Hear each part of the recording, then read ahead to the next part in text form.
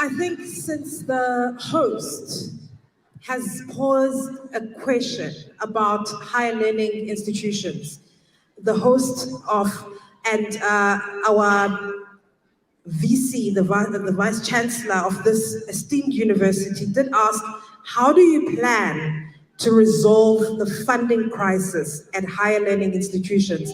We will get to that all, but I think that this question is a very important one, given that we are at a higher learning institution with 90% of the learners dependent on EFF. So, Mr. Floyd Shivambu, perhaps you could start. We'll give you 3 minutes to respond to that question. Look, the question of higher education funding has to be located within the broader framework of expanding the fiscal capacity of the state. The money which government collects in order to provide basic services for all. So to increase the allocation that you give to higher education, it means that you must increase the revenue that you collect from the economy, from society, so that it's far much bigger to allocate much more adequately. And we have made several illustrations that the revenue collection in South Africa has not been significantly increasing because the economy in the past 12 years has grown at average 0.8%, which is no growth at all, because when you count that against population growth, it is drowned into permanent insignificance. So what has to be purposefully done, one is to grow the economy so that the revenue base is expanded. Two, you need to optimally collect the revenue from particularly the extractive industries, because majority of the companies that are playing roles in the mining sector are not paying taxes in South Africa. They always bloat their expenses so that they can avoid taxes. Then we need to then optimally collect the revenue, but also there is sensible interest from prescribed assets. Like the government employees pension fund has got upward of 2 trillion rands, which is being invested in the listed stocks. And if we can have a discussion, it is sensible, particularly for the children of public representatives and public servants, to be financed through prescribed assets that can come from the government employees pension fund, to have quality education for everyone. And that is what we have to do to expand the pie as to what should happen. But at the center of what should happen with higher education, by the way, Prof, is the quantitative and qualitative expansion of the post-secondary education and training space. Because currently the secondary spaces exits upward of 1 million children every year, whether they exit via grade 10, grade 11, but the spaces that are practically available year on year always hover below 250 and 300,000. And what then happens to the rest of the 700,000? They then join the army of the unemployed, who then get trapped in drugs and crime and in a vicious cycle that is not sustainable. So we need to have to resolve the revenue collection streams, have optimal resources available, and then we then get to qualitatively and quantitatively expand the higher education space so that anyone, any children want, or any child wants to go to get a degree, must be able to get that particular degree and later on get jobs that are sustainable to look after themselves. That is what we think should happen in relation to higher education. Thank you very much. Thank you, Mr. Shivambu. Mr. Trollip, you have 90 seconds to rebut what Mr. Shivambu has said. I'm not here to rebut what he had to say. I want to talk about the government failure in education. Our education system fails because we've had 2 ministers for basic education and tertiary education in their offices for 15 years. Our grade 10 learners cannot read with understanding, and we have got students that have not got funding for food and accommodation, and NSFAS lost 7 billion rand.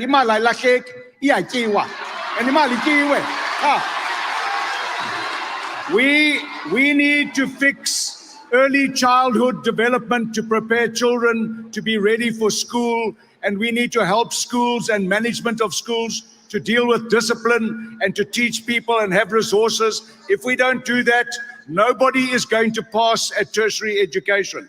We also need a vocational stream from grade 10 so that we don't have graduates sitting at home with their parents that have sacrificed everything to educate them to get a degree that is worthless. We need a realignment with the global skills requirement. We need curriculum change, but more importantly, we need leaders in education that will inspire the next generation to learn. And we must stop referring to people as clever blacks when they ask difficult questions. We want everybody to be clever, black and white. Thank you. Dr. Buteles, take it away. 90 seconds. Thank you very much. I think as the IFP, we are very clear as to where the problem lies. First and foremost, we are going to make sure that we allow people to do what they are best at, meaning removing political interference from institutions of higher learning. Secondly, we are going to make sure that all the monies that's supposed to go to students are actually transferred to universities and institutions of higher learning for easy access and accountability. And thirdly, we are going to close all the leakages that are within the system in a form of corruption, fruitless and wasteful expenditure, and reprioritize those monies to institutions of higher learning and many more like that. Also, we are going to make sure that we align government department. In this case, the Department of Social Development must be aligned with Institute of Higher Learning, so that a child that has been a beneficiary of a grant from a high school has not to apply for NSFAS when it enters into Institute of Higher Learning, because already that child has been dependent from the state the whole of his or her life. Thank you so much. Now from the ANC. Well, firstly, our starting point is about access, ensuring that people who would not have had access to higher education gain access to higher education. And that is about ensuring that the poor are able to access NSFAS as a means through which they are able to get educated, they are able to get accommodation, and they are able to get a subsidy to enable them to access higher education. Secondly, it is about the missing middle, creating opportunities for the missing middle to get blended financing so that they also can access higher education. And in relation to the higher education sector itself, the issue is about expanding our higher education system. We have just built 2 new universities and are in the process of initiating other new universities. We're expanding the TVET sector with a particular focus on ensuring that we build the skills that our economy needs and that our people are able to access higher education, even through TVET colleges, as they expand and as they create the necessary skills to grow the economy. And it is also about ensuring specialized skills in the education of the economy of the future, so that we give access to higher education that enables learners to gain the skills to participate in the economy of the future and to help grow this country into its future. Thank you very much. Thank you, sir. Ms. Kwahube, please take it away.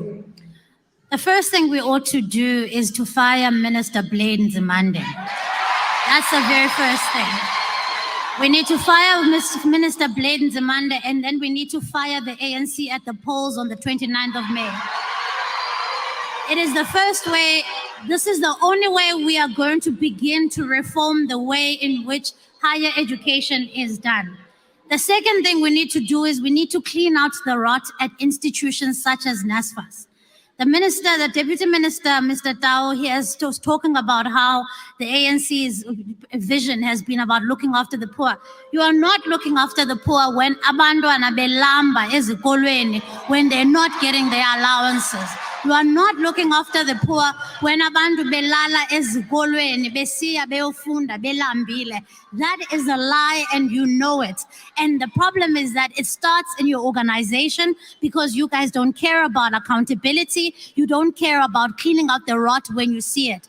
And so my urge here is that we need to make sure that we look at institutions such as NSFAS. How do we decentralize the institution so that it is closer to learners, it is closer to students, that it is accessible to them at their universities? We're not going to be able to have any of these interventions unless we fire the government that has brought us this crisis in the first place. Thank you. Thank you for that. The audience is reminded to refrain from booing our panelists. We will now move on to draw a question for Mr. Trollip.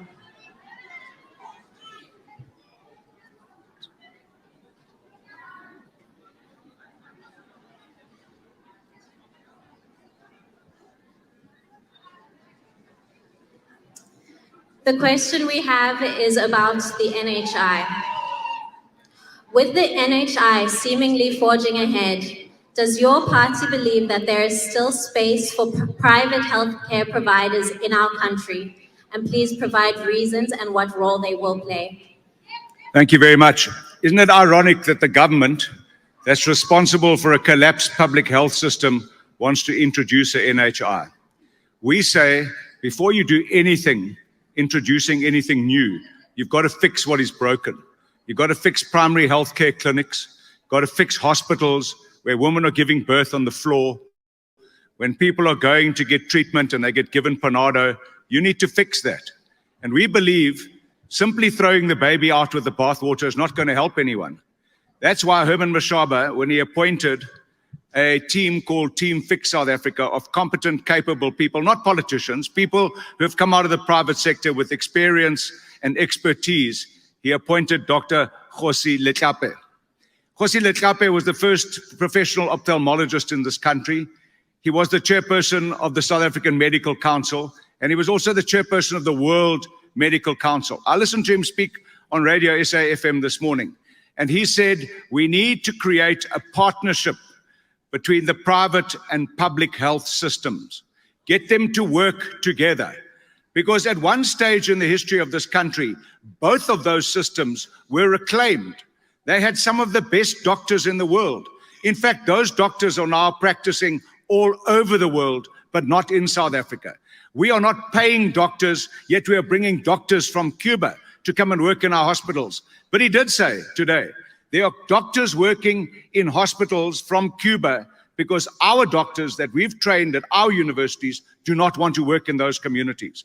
We cannot subsidize education for 7 years of medical students and they tell us where they will or not work. We need doctors that are going to look after the healthcare of the people of this country, and we need doctors to hold hands and work together in the private and public sector. If you do away with the private sector healthcare, you are going to break healthcare in this country. But one of the very best ways to fix public health is to say to the people that are seated here, that are going to be in Parliament, and the President and the Deputy President, that you are not going to fly to Russia to get healthcare. You are not going to go to a private facility to get healthcare. You, as a member of Parliament and a public representative, will go to a state hospital where you will get your healthcare. Thank you, sir. We will now hear from the EFF, who will have 90 seconds to respond. Thank you very much. You know, talking about Cuba, the EFF is of a firm belief that we should model South Africa's healthcare system alongside Cuba's healthcare system, where the primary and most basic instrument for primary healthcare is a polyclinic, then followed by clinics which would be alongside the wards as demarcated in South Africa today. Then you can have the primary hospitals, then tertiary hospitals. But we should then purposefully pursue a preventive measure. So if we were to look briefly into the numbers of Cuba, which are easy to summarize, is that Cuba doesn't have the socio-economic development levels that qualifies it to have infant mortality rate, which is lower than the US, than Japan, than the most industrialized nations. Even the life expectancy in Cuba is far upward the most developed nations because they contain diseases before they escalate into the tertiary hospitals for hospitalization. South Africa doesn't have a healthcare system. It has got a hospitalization system where you wait for people to get sick so that you can take them into hospitals. But what we are proposing as the EFF, and it's in detail, is that we should have primary healthcare that prevents diseases. We're already doing that model in the cities of Johannesburg and Ekurhuleni, where we're leading 114 clinics in the city of Johannesburg and 77 clinics in Ekurhuleni. If you check the programs of the EFF, it's about public awareness and preventing diseases before they escalated into tertiary hospitals. That is our philosophy in terms of health. Thank you, Mr. Shivambu. We will now hear from the ANC. Well, thank you very much. Don't sorry. worry if there's a bit of Sorry, booing. I've missed the, Oh. the IFP. Sorry, my bad. Okay. Please. Thank you very much. I think the IFP, first and foremost, we support the universal health access for everybody. That's a given. But we still believe that private sector still has a room to play, because you cannot deny any South Africans his or her right to choose as to where he wants to be cured. But what needs to happen is that you need a government that will actually sort the problems that are facing the healthcare institutions. The issue of infrastructure, the issue of staffing, and the issue of access. We know that many people can't have access to healthcare facilities because they are very far. Government is not actually having a clear plan as to how he make those facilities closer to people. So what needs to happen is that you take them to where people are, make sure that you improve on the infrastructure, because what is happening today, the hospitals that were known to be the places where people are cured, people are asking for pass outs because they have become places for wait and die. So if therefore you say shut down the private sector because of that, where these people are going to go? Improve the services, improve the infrastructure, and make sure that we've got qualified nurses and which are taken care of and are paying handsomely so they are able to commit into the public service. Thank you. Thank you, Mr. Buthelezi, and apologies again. Mr. Tao, sorry, your turn now. Thank you. Thank you very much. I was saying, don't worry about the booing. It's sometimes a means through which people are afraid of the message that's being spoken. The National Health Insurance is about universal access to health. It is about universal access to life. Because in reality, your ability to live should not be inhibited by your socioeconomic status. It should be that even if you are poor, you're able to access health. You're able to get a doctor. You're able to get decent treatment. And that's what the National Health Insurance System is about. What people are not saying is that, in fact, we have two systems of health in the country. We've got a public health system that's under strain with public investment. We've got a private system that's essentially about those who can afford, those who've got private health insurance. But what they are not admitting is that even as you have private health insurance, you get a rebate on your taxes. So the state subsidizes your access to the private health system. Why should it only be left to those that can afford to access those health systems? It must be that everybody in this country who needs to live a better life can be able to access health across the board through the NHI. And as we seek to implement the National Health Insurance, we understand that there will be resistance because some would want to protect the little that is there, but we are about the majority of the people of this country. Thank you very much. Thank you so much. And now from the DA.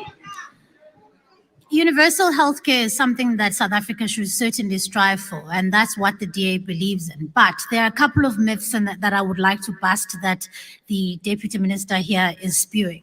Number one, South Africa has a two-tier system, of course. That's the one thing. However, poor South Africans in this country have been subjected to a broken healthcare system for decades. In fact, not so long ago, we had a former minister, Dr. Zweli Mkhize, who came here to launch Ikiriva, saying to people that he's going to be delivering these to Ezlalin.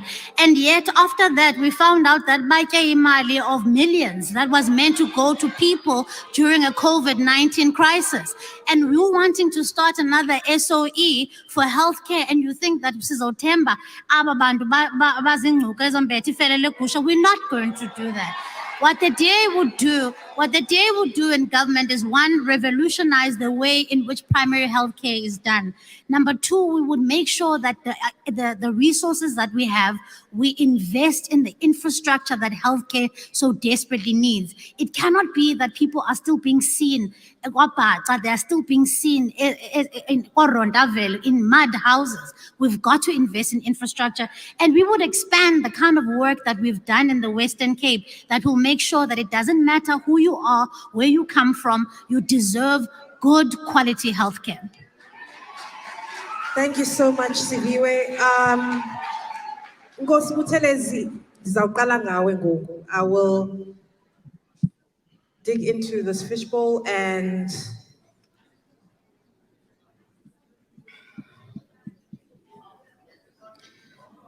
all the parties on stage have been involved in dysfunctional coalitions. What role has your party played in the dysfunction, and how will you remedy it going forward? Firstly, I wouldn't say that the IFP has been involved in dysfunctioning coalition. That is not true at all. The IFP is a long party, having been involved in this coalition before, even now, where most parties can't achieve their 50+1. Even when we were in charge in the Province of Natal, having won by the outright majority, we invited other parties, including the ANC, to come and govern with us. So we are not newcomers in this game. And in every municipality as we speak, the IFP, most of them, is leading with the other parties. There is absolute stability in those municipalities. But what needs to happen, because we know for a fact that you've got some parties who are into this coalition, not for the good cause, but for personal gains as the individual parties. You need to eliminate those parties. Make sure that if you form such coalitions, you are forming with like-minded parties who are into this to deliver services, and make sure that you do not allow this kind of kingmaker, because some parties will come this morning having agreed that we are going to govern the government. Then the next morning they come and they say, this is what we demand, failing which we pull off. There must be a clear legislation that will fix every party that gets into such an arrangement for the rest of the term, so that even those unscrupulous parties who want to embezzle money through these coalitions are not given a chance to do so. Once they get into such coalitions, they are fixed for the rest of the term. Everyone to come and vote and make sure that there is service delivery is their own baby to carry, but it can't undermine issues of service delivery. And in every coalition that involves the IFP, there is stability. You go to Joburg, when the IFP was part of that setup, there was stability. Immediately the IFP was out, everything collapsed. So the IFP is a voice of reason, the part that can be trusted in in all these coalitions that are to be formed. It can't survive without the IFP being there. Thank you so much, Ngosibuthelezi. I'm going to come to you, Mr. Pakstow. Coalitions. You've been involved in them. Have they been dysfunctional? And what has been your role in the dysfunction? Well, let me start with a point that raised by Ngosibuthelezi, the coalition in Johannesburg. The reality is that under the leadership of the Democratic Alliance, with all the parties underwritten by the EFF, because the EFF have admitted that they used to instruct Herman Mashaba what to do in Johannesburg, literally collapsed that municipality. And that reality can be proven. Because if you look at the annual financial statements of 2016, they would indicate a municipality that was cash flush, that had a strong balance sheet, that was investing in infrastructure and in its people. In a matter of 2 years, that municipality was broke, dysfunctional, with the IFP, while Action SA was leading, now that Mashaba was leading that coalition under the TA. So the reality is that coalitions have not worked. They've proven to be difficult to manage, but the reality is that they've also thrown in people into the governance system that have collapsed the municipalities. You can go to Tshwane today, and the reality of the experience of the people of the capital city of this country is a very difficult reality. And that reality is what the people feel on a daily basis. So these have not worked because of opportunism, because, as the TA's partner said, because of the arrogance, amongst others, of the Democratic Alliance. Thank you very much. Siviwe, I think it's appropriate for you to come in on this one.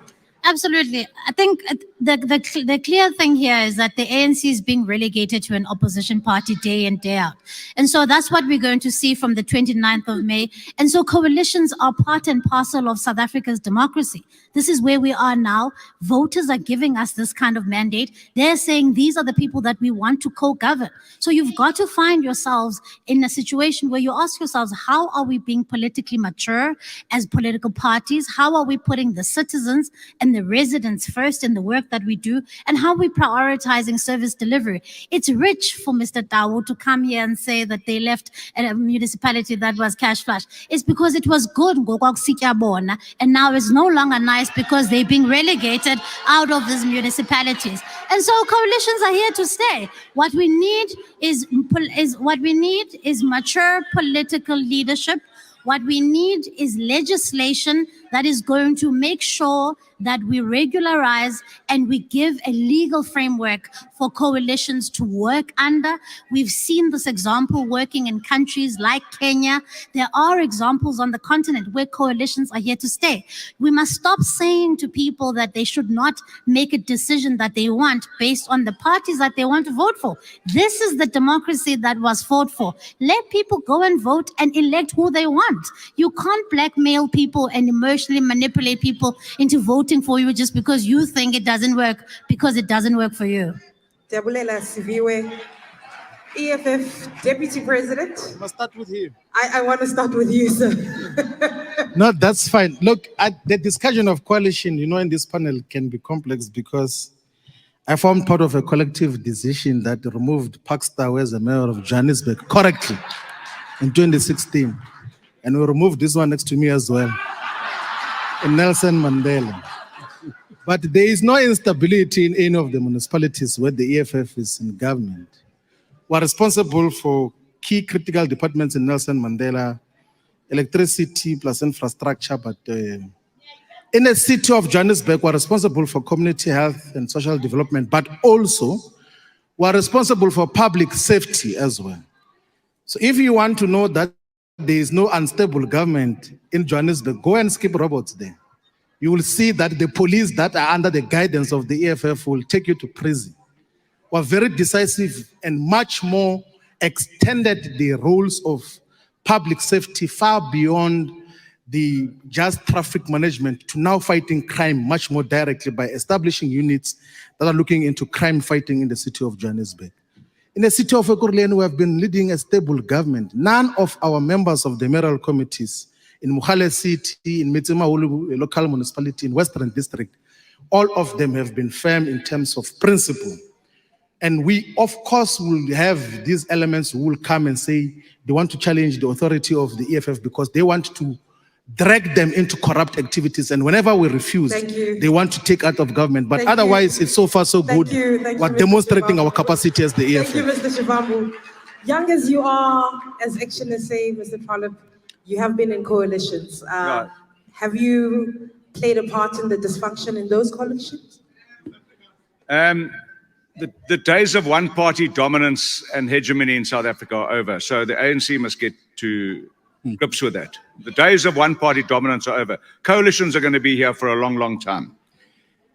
The track record of coalitions in this country is not great, but it's getting better, and you can only get experience by doing things. And the one thing about experience, you learn about who you can trust and who you can't trust. Very simple. And there's some political parties in this country that have turned coalition making or breaking into a transactional deal for politics of the stomach. And they will tell you how well it's going in those coalitions. It's not going well. They got rid of a coalition government in Nelson Mandela Bay, and what have they got now? Chaos and corruption. But some political parties like chaos because then you can be corrupt. I also want to say that there are political parties like the EFF that have said if they don't get a majority, they'll give their votes to the ANC on condition they make this man the Minister of Treasury. Why? Kutheni befuna ingqowa yemali bafuna untshontsha. And then there's another political party that is a member of our MPC that says they will consider a coalition with the least worst option. We're not going in and out of coalitions. We are with the multi-party charter. We've signed that charter, and we're not going into coalition with them or them. Thank you, Mr. Trollip. Thank you. Sarah, over to you. Mr. Tao, this question is for you.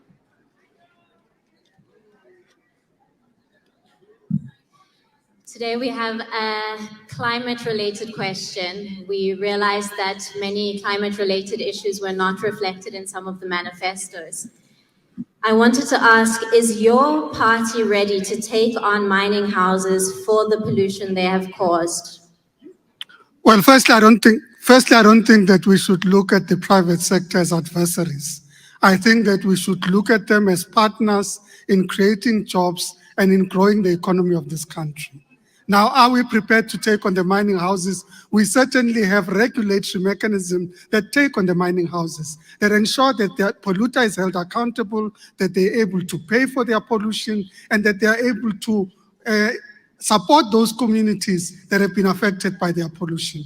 But it is also about a partnership that needs to evolve. So as the African National Congress, we have committed to the just energy transition with a fundamental underlining of just. And just is about ensuring that in those communities where there will be a transition of economic activity, that economic alternatives are looked at, that people are reskilled, that you're able to ensure participation along entire value chains. And this is not pie in the sky. We've already engaged in commitments and discussions around blended financing models to ensure that our municipalities, our government, and our enterprises are able to access resources to be able to participate in the green economy initiatives of this country, so that the green economy becomes part of the economy of the future, so that we create justice for our people, but also justice to the entire environment and the climate. The issue about climate change is fundamental. We are experiencing the reality of climate change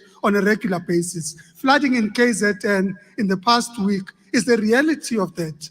Flooding in parts of the Eastern Cape every December is the reality of climate change. How do we ensure that the municipality in Port St. John's is able to address the impact of climate change? And that is through investment in infrastructure. So when we're talking about just investing, it's also about investing in infrastructure for adaptation, so that you're able to attenuate the water, you're able to stop it from having the impact that it has, and you're able to develop the partnerships with business and the private sector to deal with the implications of climate change and what that means for us. Now, coming back to your point that said, are we prepared to hold the private sector accountable? But not only are we prepared to hold the private sector accountable, we're prepared to hold the public sector accountable for their deeds, their conduct, change policy and programs, so that you ensure that you reduce the impact of climate change on the people of this country, but also not just see it as a problem, but see it as a crisis that creates new opportunities for the growth of our economy.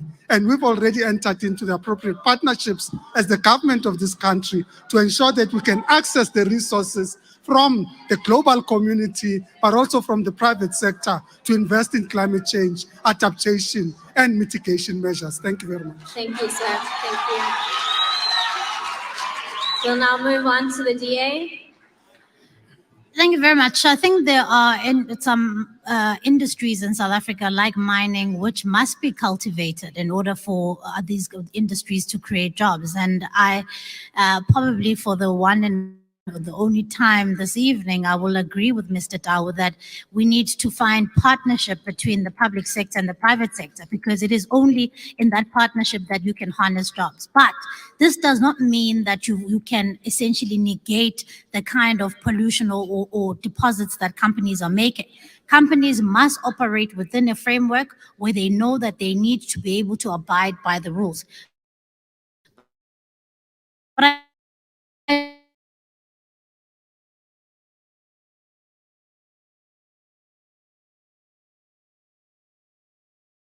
desire is simply this, that the Just Energy Transition Plan should not be an opportunity for the cadres of the ANC to loot. It must be truly just. It needs to include people in our communities. It needs to make sure that as we transition from one way of doing mining or one way of running this industry, that we do not leave people behind. Because what we have learned in the past, and we know this for a fact, that the ANC will never, ever let an opportunity to loot go. And so we must treat the private sector as a partner. We must embrace the transition into green energy, but we must not leave communities behind, because ultimately it is with partnership with them too that we can make it work. Thank you. EFF, will you also agree with Mr. Tau tonight? We don't agree. We don't agree with. And so, this is what is going to happen when we take power. We're going to continue to produce electricity from coal and fossil fuel sources. That is decisive. We're not apologetic, because this neo-colonial science about climate change is only being applied and imposed on the African continent. where they say to us that leave coal, leave natural gases, but bring it to us so that we can continue to industrialize and grow our economies. If we're going to stop coal, it must be stopped from being exported as well. Why is it that the coal is only stopped when it's supposed to give us electricity, which in a modern industrial world is essential for basic livelihoods? We are going to investigate and implement the clean coal technologies which the Chinese government is working on for majority of their new power stations now. But coal will continue to be the primary source of energy in South Africa, so that we've got dependable supply of electricity, one. Two, we're going to convert the liquefied natural gases into electricity, so that we electrify not only South Africa, but the entire subcontinent. We need electricity in the entire continent, and we have to optimally utilize all our natural resources to give electricity for our people, because we can't have sustainable livelihoods without the optimal usage of our natural resources. We'll continue to do so.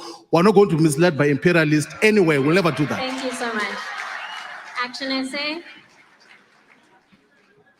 There's no doubt that mining houses are responsible for pollution. Just go to Mpumalanga and you'll see that it's black. It's black from the air or from the ground. Water's black, maize is black, everything's black. There is pollution. But here's the problem. We've got legislation to deal with polluters. We've got the mining charter that's very clear about what your responsibilities are as a mining operation. The problem is that we have a government that is notoriously bad at applying the law and enforcing the law. And we know why. Because you've got to start with yourself if you've got to enforce the law. So most of the top leaders in the ANC are all involved in mining. They've all got their fingers in mining. They all got vested interests. They don't want to clean up the mess that they're making, because it costs money to clean up the mess that you make when you pollute the countryside. They're also responsible, and I agree with Mr. Shavambu, they're also responsible for exporting the best coal in this country. And they expect to run our coal-fired power stations with poor grade coal. And there's such a racket going on there that most of the coal is just rocks anyway, and they break our Eskom furnaces. So what we're saying is the ANC is notoriously bad at burning diesel. They're burning diesel now to keep the lights on. Eskom is the greatest threat to pollution in this country. They're the biggest polluters. They are inept, they're corrupt, and we need to break the Eskom monopoly. And we need to sort out the wastewater crisis in this country due to pollution. Thank Our you. water is polluted. Thanks. Lastly, the IFP. Thank you very much. I think the issue of accountability is not a question at all. The IFP will ensure that there is accountability, but more than that, consequence management. What we are seeing today happening is the failure of the ANC, who are unable to enforce whatever piece of legislation that is there to protect the most vulnerable. In fact, what is happening is that when those that are charged to actually enforce this legislation, they accept bribes from those companies and then let everything go because they are so much corrupt. So the IFP will make sure that we enforce this legislation and make sure that all those companies that are responsible are paying the price for that. But as the IFP, we are going to continue using coal as our resource because we've got that in plenty, so we cannot abandon that, because even this, what we call the just transition, how can it be a just transition if it's actually at the expense of the most of the poor? How can we call this transition that we are all talking about if it's going to actually cost our people the jobs that they are having? So the IFP is saying we've got modern technology, we must continue to use coal and use those modern technologies to deal with the issues of emissions. Thank you so much. I will now turn to my colleague, Lizeka. Thank you, Sarah. Let me just... I believe it's your turn, Siviwe.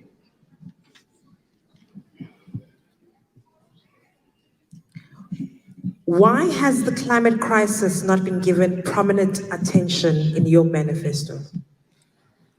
I would disagree that it has not been given any prominence in our manifesto. I think we have really extensively covered what our view is in terms of climate crisis, government's role, the private sector's role, and as most importantly, what members of the public and communities' role is when it comes to mining and when it comes to the climate crisis in particular. As we have heard and as we have seen across South Africa, we're starting to see the results of the climate crisis in itself across the country. We are seeing the kind of things, the kind of floods we're seeing in KwaZulu-Natal, we've seen in this province. And so it says to us that as a country, we've arrived at a place where the climate crisis cannot just only be a nice to have conversations around dinner tables. It is now something that is important. It is now something that needs to feature prominently in government's agenda. But it's also important to make sure that communities are not left behind. And this is an important point to make, because as we're talking about communities and as we're talking about climate change, it is the people on the ground who are facing the harshest kind of conditions that we are seeing. It is the people on the ground who have to be partners with government and the private sector in meeting some of our targets. And so I disagree with the notion that it hasn't received prominence. I think, in fact, I urge people to go and read our manifesto, the DA's manifesto, on this particular issue, and you will see that we have some tangible steps. We've got some good ideas about how we can get particularly communities involved in the space. Thank you, Siviwe. Mr. Shivambu, has climate change received prominence in your manifesto? Yes, it has received maximum attention, particularly in relation to the wastewater treatment process. That is where we give a far much more substantial perspective as to what do we do with the 1,200 wastewater treatment plants which were last touched in 1994. Majority of the times, all these people who have been municipalities have never paid attention to wastewater treatment processes of the water that comes from household use and industries. That is what we're going to focus on. The one climate change that we're not going to be duped into focusing on is the one that says that we must switch off electricity because we want to save the climate. And these people who are saying we must switch off electricity are taking our coal to go and produce electricity in America and Europe and everywhere else where they come from. That we're not going to do. We're going to optimally utilize our natural resources to have electricity here. We will deal with mitigating factors. There are lots of technological innovations, including from the CSIRR, which is the South African Research Institute, which then deals with how do we mitigate the danger of climate change that will come out of fossil fuels, out of liquefied natural gas when you're converting it into electricity. We will look into that science, not this neo-colonial imperialist imposition of climate change agenda, which we'll never agree with. That is what we stand on as the EFF, and we're firm on that. Thank you, Mr. Shivambu. Mr. Fowler? You know, it's not often that you'll hear a political party praising the media. But I must say that after we'd presented our manifesto, it was after a number of these parties, we were near the end. Daily Maverick said it was well costed. Ferial Haffajee said that it was level-headed and innovative and with proposals that just might do the trick. We're a new political party in South Africa. We've got new ideas. We had an amazing policy conference where we had input from all South Africans. We have got some new innovative ideas to make our country work. We want to fix it. We don't want to deal with the unemployment that has been bequeathed upon us by the government that says that they've created socio-economic transformation. What nonsense. We have the highest unemployment rate ever in this country. Socio-economic transformation, my foot. We have more people dependent on grants than ever before. We have a government that breastfeeds about that. It's a shame. We should have a government that celebrates every million less people dependent on Amatamba, Millet, or 350 rand a month. And why do we have unemployment? Because nobody in the world wants to do business with us because of crime and corruption. Not even our own investors in this country want to invest. So how on earth will we attract foreign direct investment with an ANC government? We need a new government. Thank you, Mr. Fowler.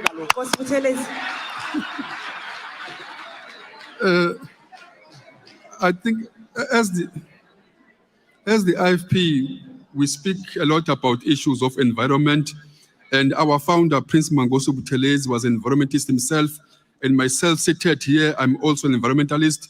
We are owning, as my community owns a game reserve where we donated thousands of hectares to nature conservation, which shows that we are committed to issues of nature. And we are advocating that communities must also follow the suit, where we are going to contribute more of our land to contribute to the national, what you call, percentage of 10% of our country being set aside for nature conservation. So the IFP is very clear. We are not like advocating only, we are actively involved in issues of nature conservation, as I made an example to myself and our founder. So I think that's a written statement that everyone could see. You can Google Itala Game Reserve, that's owned by my community, proudly so. Mr. Dow, does the climate agenda receive enough prominence?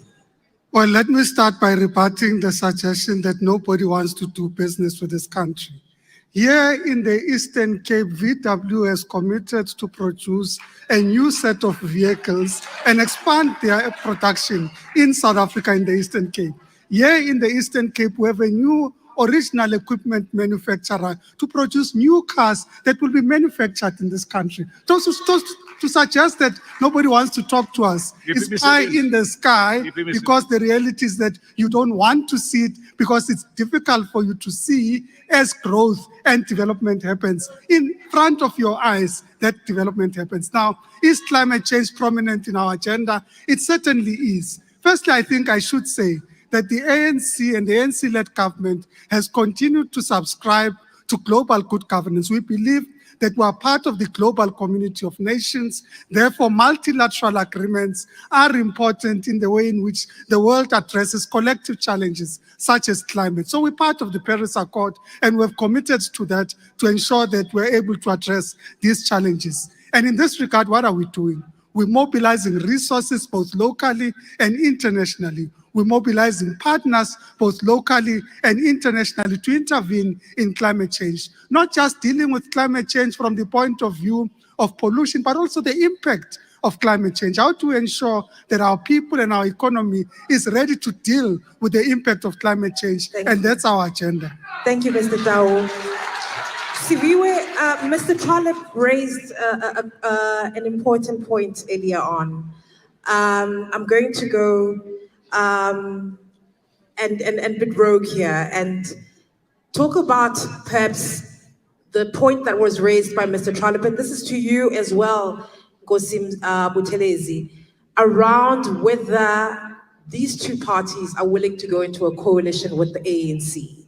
A lot has been said. The DA leader has said that it would be the least worst option to veer away from an ANC EFF coalition. The Inkatha Freedom Party's leader said that there would be decisions made should the multi-party charter not be able to go over the line, 51%.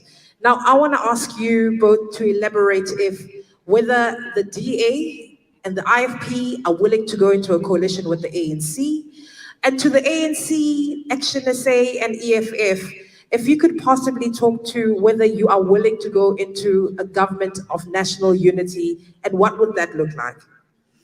Thank you very much, Lizega. First of all, I think I want to state up front that the Democratic Alliance is not interested in resuscitating the ANC from its deathbed. That's the first and foremost thing. And the second thing is that there is intention behind having formed what we call a multi-party charter, which is a combination of political parties that are sharing values, that are sharing goals for what would be their goals and priorities in government. The reason why we did that, the reason why it was important to get together before even an election, is because it was to make sure that we iron out the issues that we don't agree on, to iron out the issues that we can agree on, but also that we iron out what would be governance priorities should the MPC get into government.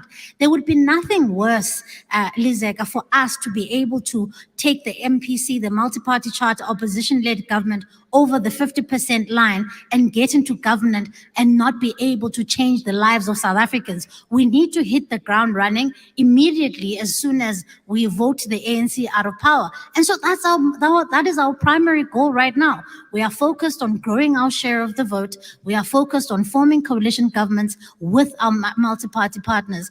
And that's what we're going to focus on. And right between now and election day, we are not interested in having conversations about how do we resuscitate a dying organization that's being relegated to the edges of obscurity. Dr. Buthelezi, what do you say to this question? Yeah, I think you just mentioned that our president alluded to this fact. As the IFP, we are part of the multi-party charter.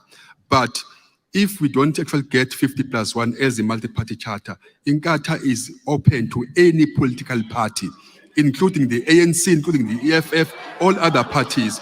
That will be determined after, but our first goal is to get into government with our partners in the charter, because we are of the view that the ANC with the majority is different from this arrogant ANC because of their outright. Because what is actually taking them down the drain is because of their arrogance, because they know that they've got the majority. It doesn't matter what you say, as all other parties, they will know that they will beat you in the vote. So what will happen is that if we don't get that 50+1, then the IFP is open to anyone. And at the end of the day, all the parties that will be voted into parliament, including independents, will be given a mandate by people of this country to form a government. So whether one party gets the majority or not, at the end of the day, government is formed by the same people. And I think we must actually grow as a democracy now, because if we have such discussions, there is not even a single thing that as members of parliament agree on. What kind of leaders are we? Because our mandate is clear. We are here to serve these people. And if we can't agree to form a coalition with anyone, that means we are not actually serving the interests of the same people who elected such leaders into power. Thank you so much. I'm going to go straight to you, Mr. Trollip. Your response to what has been said by both the DA and the IFP and PEPs, you could shed some light on the government of national unity. No, they can speak for themselves, and they have. I want to go to your question about government of national unity. A leopard doesn't change its spots, so we will not go into a government of national unity with the ANC. We've made that quite clear from the beginning to the end. We will go into a government of national unity with parties that share ideologies, that on principal issues like a free market, capitalism, property ownership, who are anti-nationalization and nationalism because it only brings the worst out of us. Government cannot run state-owned enterprises. It can't run the post office. It can't run Eskom. It can't run PRASA. It can't run Janelle. It can't run anything. But they want to run banks and businesses. Aibo, asnokwas. But with those that share our values and philosophies, no problem. We can put South Africa first. Mr. Shivamu, you have been deemed enemy number one by some in this panel. No, look, I think let's treat that last 4.5 minutes as a commercial break, because there is no multi-party charter which is going to any government here in South Africa. It will never happen.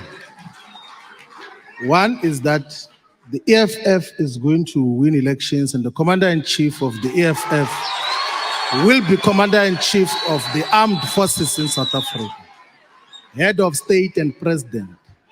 So my role has already been clarified. So the commander-in-chief, Julius Malema, will be president after the 29th of May.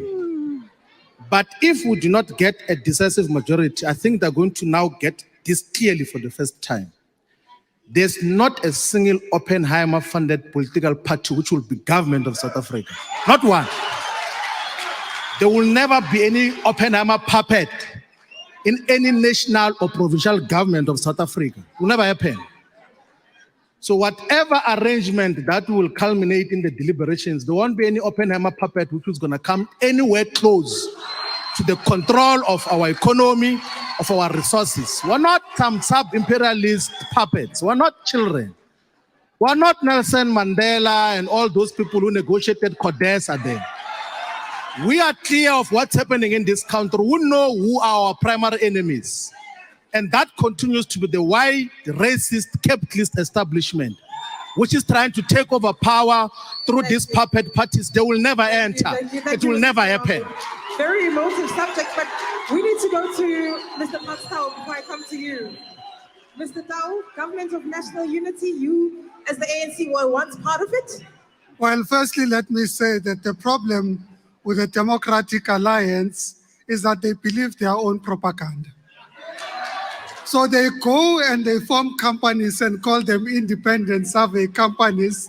And with their companies, they convince themselves that the ANC will win because they create their own propaganda to dupe the people of South Africa into believing that they don't believe in the ANC, when the vast majority of the people of this country have confidence in the African National Congress. And that part is very clear. Now, our campaign has reached a point at which it's accelerating. We are confident of victory. As the National Executive Committee of the ANC, we have not discussed coalitions because we are confident that the people of this country are committed to transformation. Why would they want us to talk to parties that say that we should not have affirmative action, that say that broad-based black economic empowerment is wrong? The people of this country can't do that. They know that this country requires transformation. It requires participation by black people, by women, and that it shouldn't be that these people are excluded from the future of this country. Thank you. Thank you, Mr. Tau. Over to you, Sarah. Thank you. Thank you for those very impassioned responses. Now we'll move back to the debate format.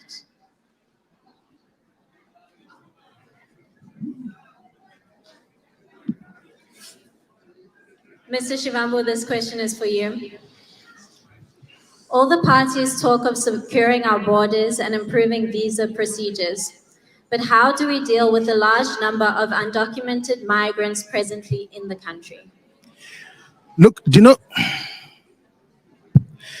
there's two distinct issues which a lot of people confuse about the EFF's Pan-Africanism and a policy to integrate the entire African continent. There will never be sustainable economic prosperity for the entire continent if it is not integrated. That question couldn't be resolved in 1963 when the OAU was formed. And as a generation, we have to resolve that question. That what colonialism did was to subdivide us into small and viable states that are unable to develop by themselves. So we are purposefully going to integrate the infrastructure, rail infrastructure, electricity infrastructure, water systems, so that the entire African continent collectively prosper. When Japan was realizing economic growth after the Second World War, it played a central role in the economic development of South Korea. It played a central role as well in the economic development of the People's Republic of China. Check what Deng Xiaoping did in the early periods of opening up. Learned a lot of lessons from what the Japanese were doing. And there was collective development of the entire Asia. It was, by the way, that region, that section of the world was treated and considered in the same way the African continent is considered. Of lazy people, of dark continent, of a hopeless people who do not have any form of potential prosperity. It's foolhardy, it's actually foolishness to think that we're going to pursue the economic expansion of South Africa only without the collective effort that seeks to develop the entire continent. And to achieve that, you need the free movement of goods and people. The Africa Free Trade, Continental Free Trade Era deals with that aspect far much more clearly, and that is the direction that we must take, all of us. Don't listen to anyone else who tells you anything else, because it will never happen. It's like this thing of the ANC of say they're going to create 2.2 million jobs when there's 11 million people who are unemployed. We won't be able to deal with unemployment unless if we collectively put our resources as the African continent. But then the second issue is, how do you deal with migration? What do you do to migrants, whether they came here for socio-economic reasons, for whatever reason? Do you treat them like animals? Do you refuse them access to primary basic health care? Do you refuse them basic burial rights, such that those trucks that are carrying goods and people and live human beings are also carrying carcasses of people who have died in the informal settlements? We can't be that inhuman. We need to have a progressive internationalism and Pan-Africanism that, one, leads to common economic prosperity and protects particularly African immigrants here in South Africa. That is our position. Thank you so much. Next, ACTIONSA, please. Well, first of all, I think it's important for South Africans to understand that you have legal immigration and illegal immigration. Legal immigration, tourists, people who want to invest money here, people who want to come and create jobs, people who bring skills, That's all no problem. Illegal immigration, the people who come here on their own accord, is a problem. If I can quote from the good book, John 10:1, it says, "Verily I tell you, the man who enters the sheep pen by any other means other than the gate is a thief and a robber." This country, talk about wealth, talk about whatever, this country was the wealthiest country with the biggest economy in Africa.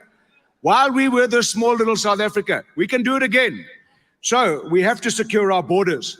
Before we send troops to the DRC and to secure the border of Rwanda, we need to secure our own borders. Charity begins at home. Our troops are dying in the DRC trying to secure somebody else's border while we're not securing our own. People come across our border. Cigarette smugglers, the people who fund some political parties, who say other people won't go to, those parties that are funded by cigarette smugglers are also not going to govern this country. So here's the thing. Don't poke fingers at other people when you know where your money comes from. Comes across open borders. So why do they want open borders? Imali yabo iza ngeeborders ezivulekileyo. Thank you. IFP. Thank you very much. I think I listened very carefully when we were guided to say we are not in a beauty contest, so I'm not going to enter into that territory. But the IFP is very clear. Illegal foreigners are law breakers, period. So the IFP is going to make sure that we fortify our borders and make sure that there is maximum control as to who comes in and who goes out.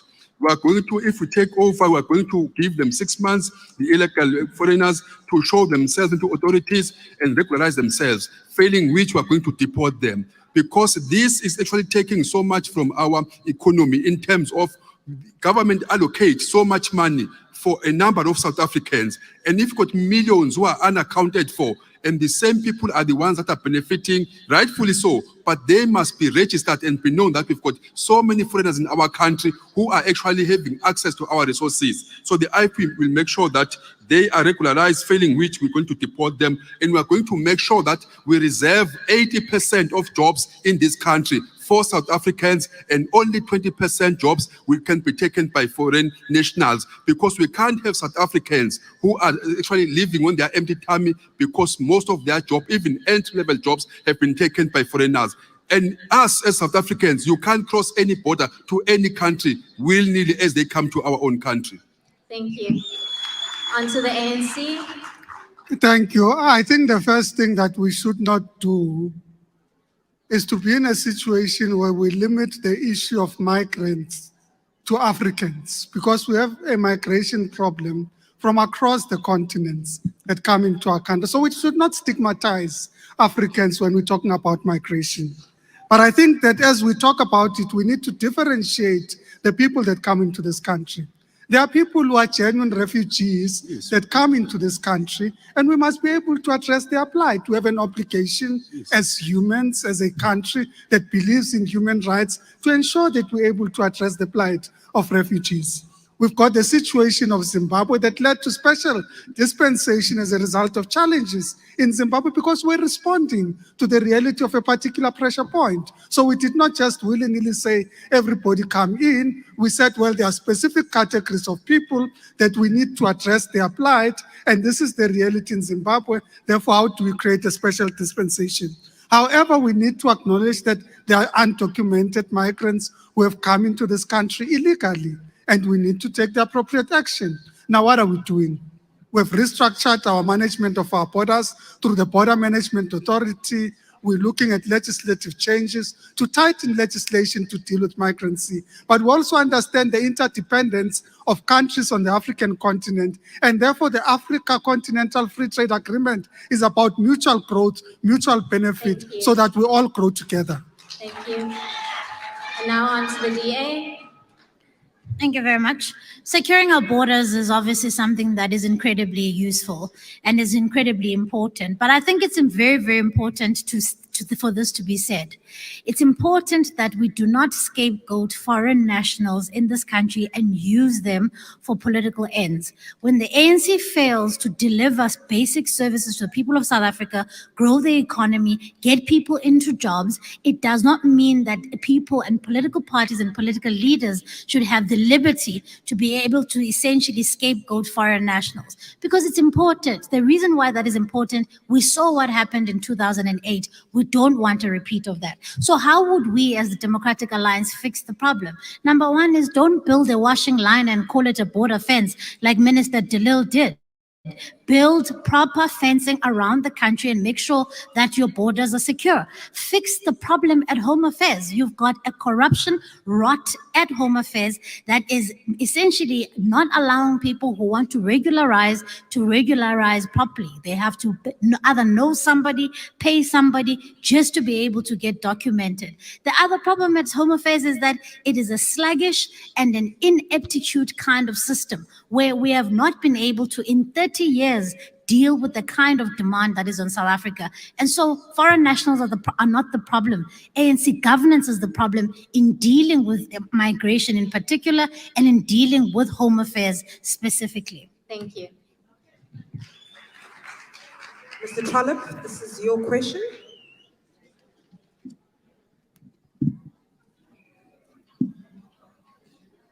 Given the liberalization of the energy market and the introduction of new technologies onto the grid, how will you ensure electricity prices are affordable? Thank you very much. As I said earlier, that we have a state-owned enterprise called Eskom that's supposed to provide energy. First of all, it's a monopoly. So monopolies do not give us the best value for money. We who pay for our electricity know that. The tariffs go up by 18%, 20%, and we don't have electricity. Have you ever heard of electricity walking? But it disappears. But we have to pay the highest tariffs. So you need to break the monopoly of Eskom. The only way you're going to do that is to incentivize investment in other energy areas, like, for example, mini hydro schemes. Get private companies to build them. Negotiate contracts with users that will do it, farming communities, small towns. Have rooftop solar for every single house in this country to generate their own electricity. Make sure you can wheel excess electricity back into the grid. We're putting up wind towers everywhere in this country. Many of them are not even switched on. The investment is enormous. The grid is owned by Eskom. The grid is poorly maintained. And Eskom is also notoriously bad at getting payment for electricity. That's why we now have some of the most electricity in the world. If everybody just paid for electricity, user pays principle, we would have cheaper and more affordable electricity. But we do believe that there must be a just transition between fossil fuel-driven energy and new green energy technologies. And it mustn't be stalled because of those people in government now moving out of coal into green energy. We can see you, Sanibon. You've had dirty coal-fired energy interests for the last 30 years. You're now lining yourselves up for clean energy provision, and you are slowing the whole thing down. We need a transition. It must be just, and it must be sensible. I also believe that once you have rooftop solar on every single South African's house, South Africans will have reliable energy in their homes, for children to learn at home, for children to study at home, for people to have small businesses in their homes, reliable businesses. People can run incubators. At the moment, if you're a farmer or an aspiring farmer, you cannot even run an incubator to hatch eggs, to have a chicken enterprise. So you need reliable energy, and we need reliable water provision. And if we don't have reliable energy, we will not attract investment. And let me tell you, Volkswagen might have invested 4 billion rand recently in Nelson Mandela Bay. It is a drop in the ocean, but they have had to secure their own electricity provision. They have spent billions of rand on infrastructure for solar energy because the energy provided by this government is not reliable. Thank you, Mr. Trollip. Perhaps let me come to you, Mr. Shivambu. How do we ensure that electricity is affordable? Look, It's not working. Can anyone help with the mic? Sorry, sir. So look, before we make it affordable, we must make it available. So South Africa has got abundance of electricity, energy sources.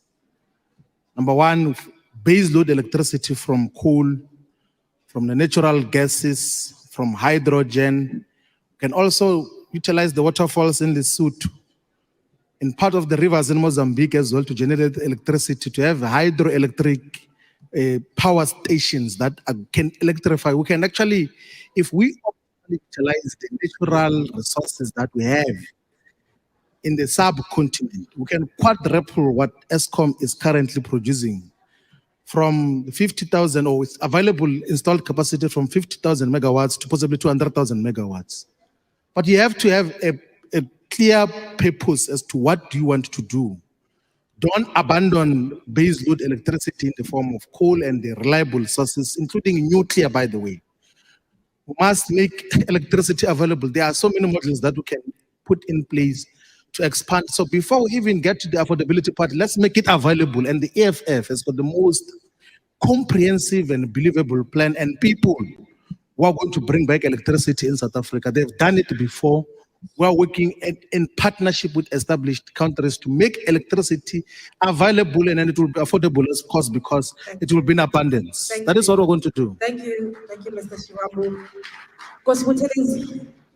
Thank you. I think the IFP will first and foremost try to stabilize ESCOM and make sure that it is run efficiently, because the problems of ESCOM that actually are causing prices to go up is because it's not run efficiently, and the money that is supposed to be used to maintain ESCOM is actually feeding the ANC, as we've been told that ESCOM has become a feeding trough for the ruling party. So you stabilize ESCOM, take politics outside, make sure that it's done professionally and efficiently. Secondly, you make sure that you also encourage the other uses of power like nuclear, because nuclear is the most cheapest mean of actually producing energy, and also encourage our people to have solars on their house, so that for at least lights and cooking, they use their solar to actually lessen the burden on the grid. I think that's what the IFP is going to do. Mr. Tau? Well, we have talked about an energy mix that includes different sources of generating energy in the country. And this includes coal, of course. And we've said that coal is part of the energy future of this country within the context of a just transition. But when we're talking about an energy mix, we're equally talking about ensuring that we're able to get greater participation by the private sector and other people in energy generation through independent power producers. So, for example, in Buffalo City, we've just entered into an agreement where an independent power producer would be able to generate electricity, but that you'd have the first uptake from Mercedes-Benz, and therefore they create the ability to leverage their being in offtake, so that we're able to invest in that infrastructure. And that energy becomes available to the people of Buffalo City. So when we're talking about independent power producers and an energy mix, we're also looking at innovative ways of investing in this infrastructure. We've created incentives for rooftop solar so that people are able to generate within their households. We have created a mechanism for people that have solar to be able to trade with the grid, so that they are able to earn on sell excess energy into the grid. So this is a mechanism through which we facilitate that those who invest in their own energy infrastructure are able to assist the country and ensure access. And through that and a variety of interventions, you will certainly bring the prices down. Thank you, Mr. Tau. Mr. Biwa Kwaruga? ESCOM was broken by the ANC in being able to loot the money that was meant to be able to provide services for people. What the Democratic Alliance would do to be able to make sure that people are shielded from the rising cost of electricity is to make sure that when bundle ESCOM, we clean up the rot that is there. The TA governments where we govern in the Western Cape, in the city of Cape Town, we've already started to do what Mr. Tau and his party are still talking about. We've already started making sure that we're creating prosumers, people who are able to generate their own energy and feed it back into the grid and be paid for it. And so those are the kind of things, diversifying your sources of energy is what will make sure that you get cheaper electricity. Lizega, in the last decade alone, electricity has gone up in South Africa by 400%. 400%. That is an indictment. How do you expect somebody who is living on a child grant, who's living on a 350 rand grant, to be able to afford electricity when it has gone up so significantly? First of all, the cost of living crisis is now exacerbated by all of these things. The failures of this government are so interconnected. And at the center, the people who suffer the most, it is the ordinary people at home. So Mr. Tau can talk about these grand plans, but his government is doing none of it. And as long as they're doing none of it, the people of South Africa, the 30 million people who are looking to his government for assistance, they are still looking today, 30 years later. And that's why their time is up. Thank you, Ms. Kwahome. I'm looking at the time. I think we do have maybe time for one more question before we go to the audience. Sarah, please.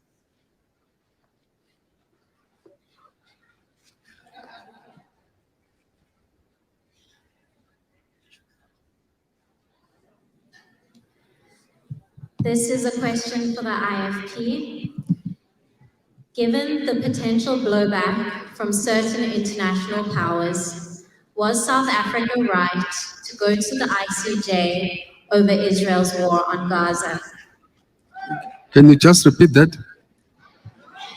Given the potential blowback from certain international powers, was South Africa right to go to the International Court of Justice over Israel's war on Gaza?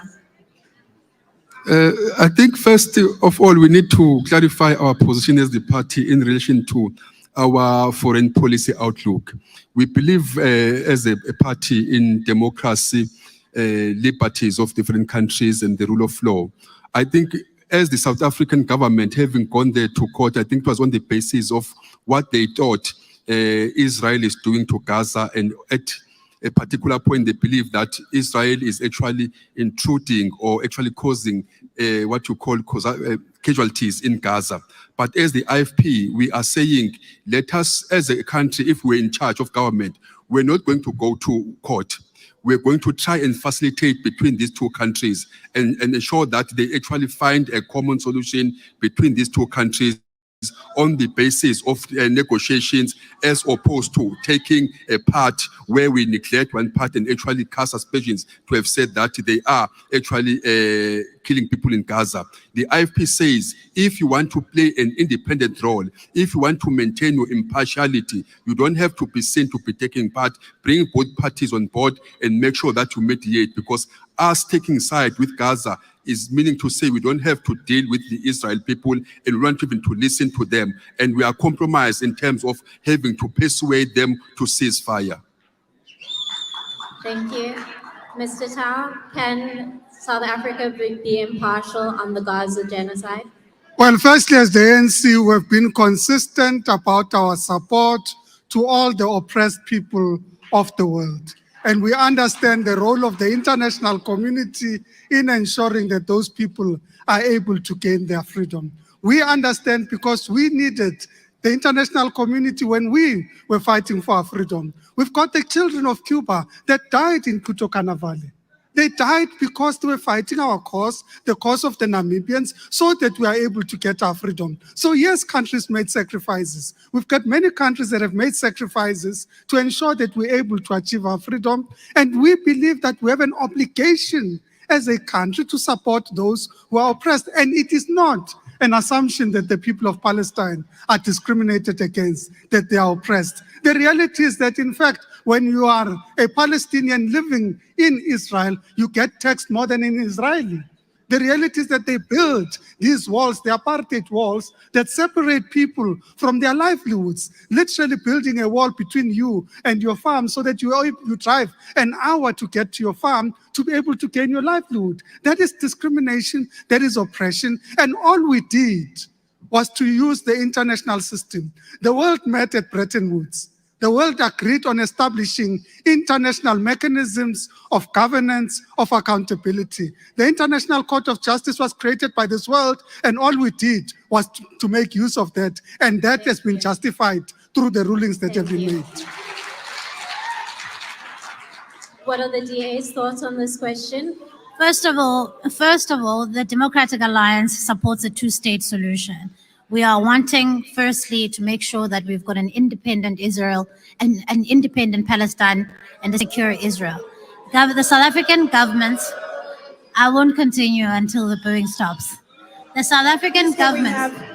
Please, can we just allow her some respect? The South African government's decision to approach the ICJ is what it is, and we support it. And now we await for the ICJ's outcome. But we want to be clear about where we stand in this war in the Middle East. Number one is a two-state solution. Number two, we are on the side of peace. We want to make sure that these two countries can coexist. As a political party that supports the rule of law, we will abide by the ICJ's findings on the matter on whether or not there's a genocide taking place in the Middle East. And that's what we have committed ourselves to. Thank you so much. The EFF? No, look, the majority of countries in the world and majority of the people in the world are against Israel's Zionist, racist, and colonial war over Palestine. That has been demonstrated on recurrent votes in the United Nations General Assembly, which are undermined by the US imperialist government through the veto which the UN must remove with subsequent changes of the UN system. So there's nothing wrong with South Africa did in approaching the International Court of Justice to hold Israel, backed by the United States, accountable. Also, we need to appreciate everyone else. I'm sure students will pay close attention to that we are moving away from a unipolar world where there is just one dominance by one imperialist force in the form of America. There's beginning to be emergence of multipolarity in the world now, where there is different sources and bases of power. And that includes the People's Republic of China, the Russian Federation, India, and these are our friends. So we can't be intimidated on whatever foreign policy discussion that we take. In whatever foreign policy decision that we take, we can never be intimidated by the West. We do not need them because in any way, their relationship with us as the African continent has either been colonial or neo-colonial. So we're fine without the West. We are now aligning with the progressive forces. Our position on Israel is correct, and we must continue to intensify it and close the embassy of Israel here in South Africa. Lastly, Action SA.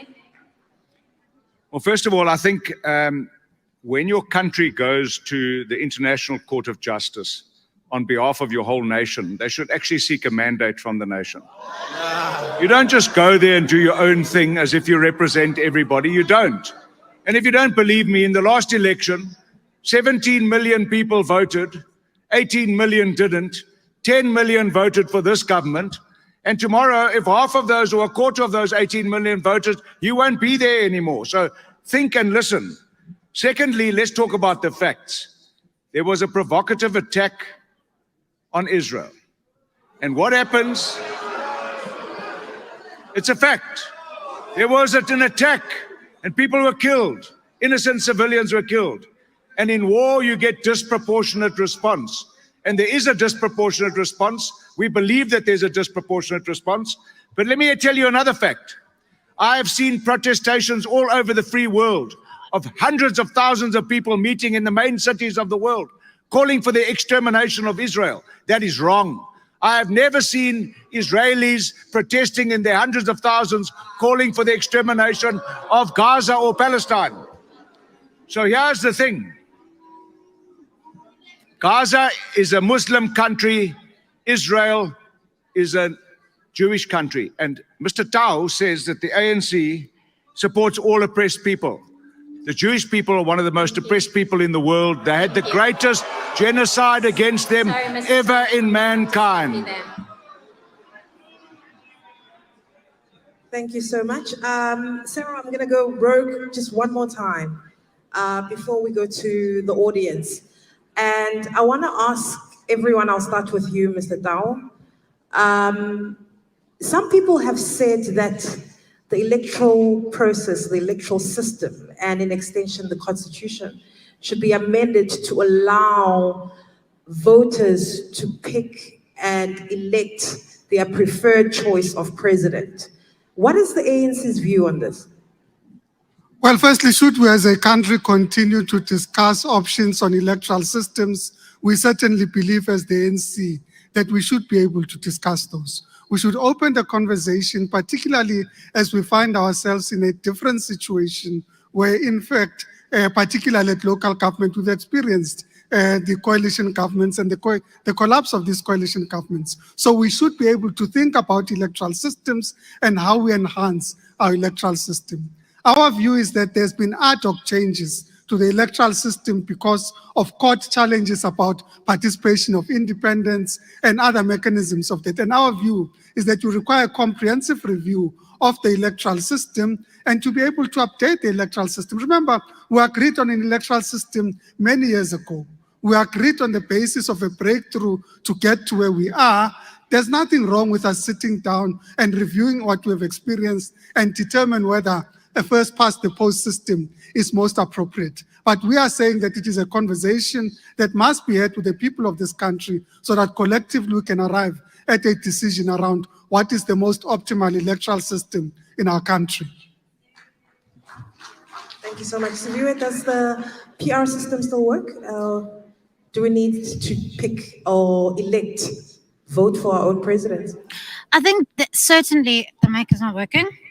I think certainly South Africa needs to move towards electoral reform in its entirety. And in fact, there's been plenty of literature written about this. And if one goes back to even the Slabbert report, which is actually in Parliament gathering dust and has not been implemented. So we have had these conversations and these conversations keep going around in circles.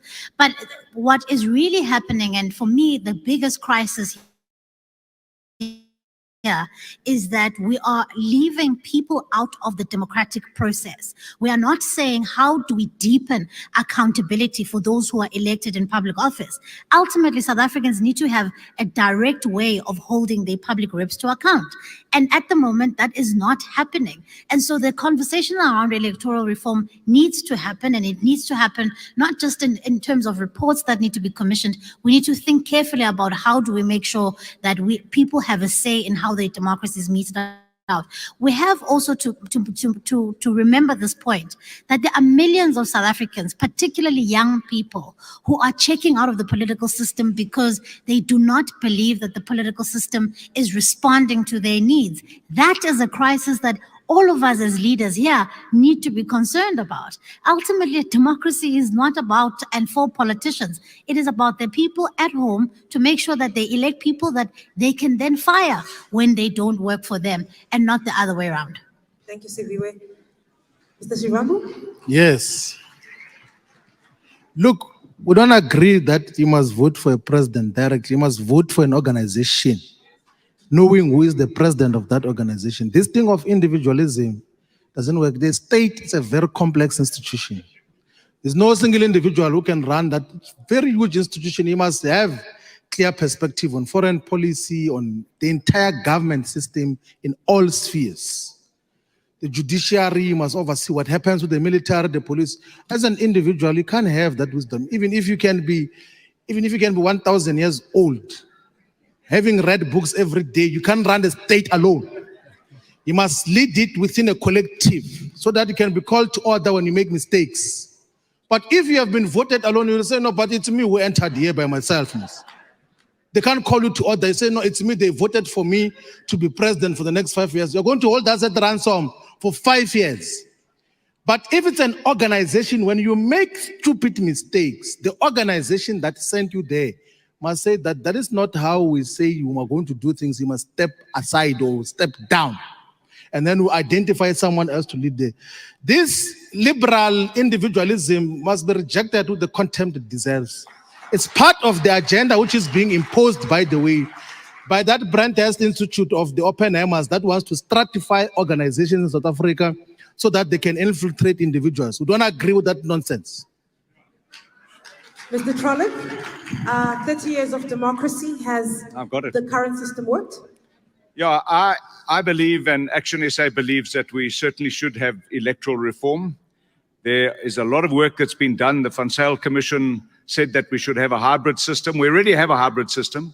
At local government, you have directly elected representatives and proportionately elected representatives. It improves accountability.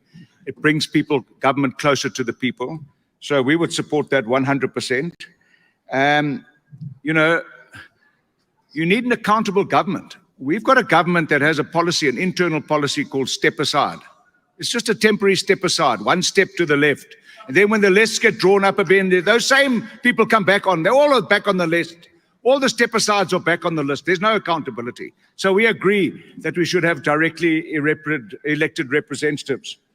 I also think that it's time in South Africa, with all these multitude of parties that we have, that we introduce a threshold. In order to get representation into parliament or council, there should be a threshold. Can't have these parties with 1 seat or 2 seats that are bought every day by the ANC. We'll make you mayor. That is just a waste of time and effort. So we need to introduce a threshold. And then talking about having a collective to run a country. You know, I agree. You need collective skills, experience to run a country. But you can't have a collective where only one person speaks, because then you are being run by one person. Thank you, Mr. Trollip. Mr. Buthelezi. I think from my point of view, the discussion is more than welcome, where we discuss whether or not people should elect a president-direct. But I think what is more important is us to look at the internal democracy in each parties, where I think parties should decide to say, if the IFP, for argument's sake, takes over, who should become the president of the country now? Because we may have a right person in the party to lead the organization, but not the right person to lead the country. I think those discussions should begin in our own parties to make sure that we get the right people in right positions. Otherwise, we're going to have a problem now where if you've got a compromised president in your own country, then by extension, you are giving people of this country that very same compromised leader. Only if then you've got leaders who are seasoned, leaders with the leadership of integrity, then you can actually trust our political system as the country. I think as the IFP, we also say, let us throw this ball back to members of parliament as to how do they exercise their responsibility now when it comes to electing the president. Do they actually vote with their hearts or they vote with their mind? Do they become so loyal to their party at the expense of citizens of this country? There's also one discussion to say our system must mature enough now where parties, when they are now members of parliament, they cease to be more of their parties where they come from, but more of leaders of the society. Thank you, Mr. Buthelezi. Well, I believe the first question was directed to members of the so-called Moonshot Pact. the multi-party charter. Yes, of course. What are you going to do to deliberalize the economy? We'll start with the DA. Look, joblessness is a crisis in South Africa, as I had indicated earlier. The fact that 7 out of 10 young people in South Africa are without work is, in fact, a crime. Because ultimately, how do you get an economy working when you've got the majority of your workforce at home doing nothing? So how would we make sure that we create jobs? Number one, you've got to do the basics. The only way you can attract businesses into any environment, whether it's a city, whether it's a province, you've got to make sure that you can keep the lights on, Mr. Dawo. It's important to keep the lights on. It's important to keep the taps flowing with water. It's important to make sure that we've got basic service delivery. Otherwise, you've got companies that are fleeing in the droves. There's an example, an apt example of Clover in Northwest that left after having repeatedly said to the Northwest government, we cannot continue being here. And when they were left with 3,000 jobs. That is over 3,000 families that will go without work. And so for us as the MPC, we are committed in saying that joblessness is a crisis that needs to be solved. You cannot solve poverty. You cannot solve all our other social ills without dealing with the issue of unemployment. And there are easy wins. There is low-hanging fruit in South Africa, things that we can do to jolt this economy up, to get people to work. It's just simply that we need a better government. And that's why we formed the multi-party charter. Thank you. Mr. Trollip, the multi-party charter, what are your plans to de-liberalize the economy? We don't want to de-liberalize the economy. We don't want to do that. We want an economy that works, an economy that puts people into work. If GEAR didn't work, get rid of the party that instituted GEAR and gave us jobless growth. And I love it when other political parties ask me questions, because that means that they're interested in about what we want to say. So what we're going to tell you is that we're going to deal with crime. We're going to deal with corruption, and we will make sure that we spend money on economic infrastructure. Unless you do that, you'll never attract investment and we won't put people into work. But then we also need to hold a mirror to ourselves. We need to look at our productivity. Our productivity is compromised. A World Bank survey of our 3 biggest ports in this country found that we were number 351, 350, and 349 respectively. Our ports are the least productive in the world. Bill Johnson wrote that Maputo is eating Durban's lunch. Ships are not going through the Suez Canal. They're going around the Horn of Africa, round the Point of Africa, because the Suez Canal is closed. But they're not stopping in South Africa. They're going right past South Africa. They're stopping in Maputo. They're stopping in Mauritius, and they're offloading ships who are onto reefer ships that are bringing product back into South Africa. So we need to improve our productivity. Unless we do that, we will not grow the economy, and we will have more and more people depending on 350 Rand a month. Thank you. Lastly, the IFP, if not de-liberalization, then what? Okay, but I think what is important here is that as members of the multi-party charter, we don't agree on everything. That is why there is an exclusion clause in the same what you call charter. As the IFP, we're not opposed to legislation that seeks to favor black people. We're not opposed to that. But what we're going to do as the IFP, we're going to make sure that we industrialize our country.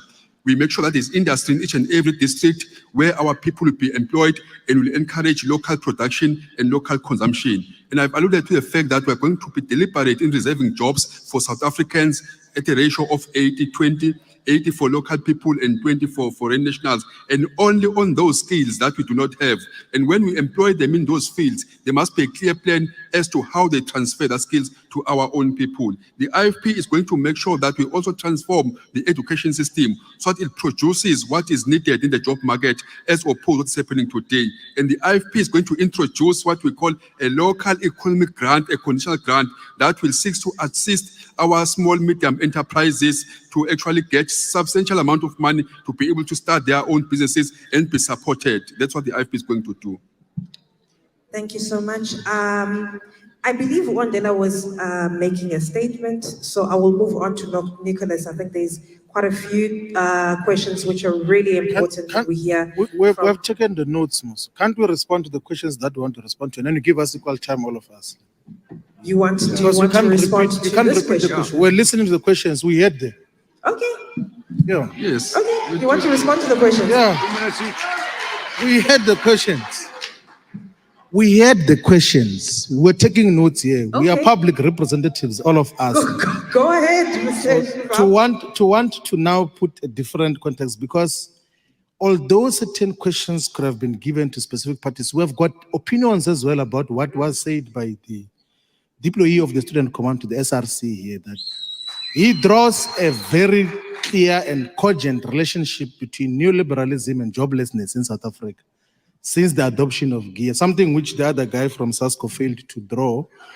He then says it's now a responsibility of all opposition parties who are neoliberal, which the ANC is the most neoliberal organization in the Southern Hemisphere. So it's one of the things that we have to then deal with, that we have to deliberalize South Africa's economy. We need to do something called inward industrialization, where we produce the goods and services and products that we consume on a daily basis, because we import virtually everything, meaning that we're creating jobs for manufacturers and assemblers elsewhere, whilst there is huge capacity, even from a fiscal point of view, where we can produce our own goods and services, and then we utilize first the buying capacity of the state to make those industries viable, and then we create millions of jobs. It can be from the smallest thing, toilet paper, toothpick, matchstick, to the most complex of things, of shipbuilding even, and vehicles. just how many cars does the state own? If we're saying that South African government is going to buy only state-owned, South African-made cars, we can create millions of jobs because the government garage is far much bigger than any other garage that you can ever think of. So those are the deliberalization components of moving away from neoliberalism, which we must look into. And thank you very much, Fighter, for the clear question. We hear you. Yeah. Ndau, would you also like to respond? Yeah, Mr. F. Mr. Talib. I thought we were all going to get equal time to respond to the questions. But he spoke already. I believe that you have spoken on it. On the sir. same question he It spoke. was a multi-party. That's a problem. You said 5 questions. Now there are 10 questions. How are we going to answer them? Please Lizaga, allow us. spoke on the same we question. had to allow students to ask you every question, sir. Please just indulge us. So with respect, do I only get to answer the question that the moderator decided that I should You answer? have agreed with. No, I Mr. did not. Chivambu. I said we should be given equal time and And let's you will. answer the questions we want to answer. And you will, sir. You're 100. We'll make sure that you have that. 100%. You will make sure that you have that space. Now we are giving. Please allow us to give Mr. Pakstau some time to respond Yes. if he so chooses to. We have said as the ANC in our manifesto that we should focus on industrialization and reindustrialization. And this includes, amongst others, ensuring that we create 1,000 more Black industrialists so that they contribute towards the growth of the economy of this country. We have said that we should focus on our minerals as a country and ensure that we're able to beneficiate the minerals of this country. We have said that it is important that all of society benefits from the mineral wealth of our country. Through that, we have a special dispensation of generating revenue from the mineral base so that we are able to create mechanisms that are able to invest in the economy of this country. So that's a commitment of the ANC. Our commitment remains that this economy requires fundamental transformation, that you need to ensure access for Black people to the economy, access to women into the economy, that you need to create opportunities to participate in the different facets of society, in management, in acquiring the skills to be able to participate in the economy of this country. Our approach is about deliberately creating policies that affirm those historically disadvantaged and broaden the base of entrepreneurs in this country so that it is not about the benefit of individuals, it's about the benefit of society as a whole. Sivu, I'll start with you on this question, and if anyone else wants to respond to it as well. How do you address the poverty levels in the Eastern Cape? It was addressed to you by Nicholas. yeah. Lizaga, the issue of the West at the Eastern Cape is deeply saddening. My mic's not working. We all watched in horror as we saw the story of the woman in Butterworth, a mother who had to make a difficult decision to kill herself and her children because it was known that she was struggling under the yoke of a cost of living crisis. And here's the difficulty with this cost of living crisis is that there are ways in which government can cushion people who are struggling, people who are poor, who are living below the breadline, and yet government chooses not to do so. Number one, you can expand the basket of basic goods that are zero VAT rated. We have often asked for this in Parliament to the Minister of Finance. It is within his ability, he can do so. But already by doing that, you are already cushioning people from hunger. Number two, obviously you have to start creating jobs because you cannot say to people, "Mabanele njenge 350. You've got to get people into work so that they can work and live a life of dignity. Number three, we believe as the Democratic Alliance that you've got to increase the child grant. The child grant as it stands is insufficient to raise a child that will be able to go to school and be able to be productive. But these things can only happen when you change a government so that you can have people who are not stealing the money so you can channel it to frontline services like alleviating poverty for people. Thank you. Would you like to address that Yes. question? Okay. You know, by all forms of measurements, the Eastern Cape is possibly the poorest province in terms of infrastructure, in terms of household poverty as well. I think there are certain things which we spoke about in the EFF in the province here as well, that because there's multiple crises in every sector, maybe let's maybe look into dedicating each year to resolve one problem. We say that in year one of us being government, let's resolve the water crisis. Dedicate all energy and then we close it. Next one, healthcare infrastructure, clinics, hospitals, we close it. The other year, go to schools, build schools, remove the mud schools, remove the pit toilets, we close it. The other year, we go to the different sectors of the critical infrastructure here in the province. Because since 1994, there have been attempts to do so many things at the same time, and there's not been a resolution of even one sector of social services here in the Eastern Cape.